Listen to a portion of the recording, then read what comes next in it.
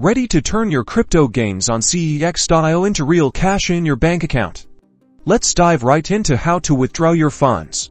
First, log into your KevinHowTo account. Navigate to the Finance page. You'll see your available balances for different cryptocurrencies and fiat currencies. Click on the Withdraw button next to the currency you want to withdraw, for example, USD or EUR. Ensure you're withdrawing from a fiat currency wallet, not directly from a crypto wallet. A withdrawal form will appear.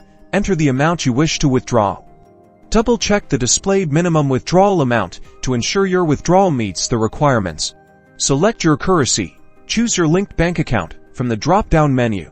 If you haven't linked a bank account yet, you'll need to add one first, which usually involves providing your bank details and verifying your account. Next, KevinHowTo will prompt you for a security verification. This might involve entering a 2FA code from your authenticator app or confirming the transaction via email. This is a crucial step to protect your funds. Once you've completed the security verification, you'll see a confirmation message summarizing your withdrawal details, including the amount, currency, and destination bank account. Note the estimated processing time. Withdrawals can take a few business days to appear in your bank account. And that's it. Keep an eye on your bank account.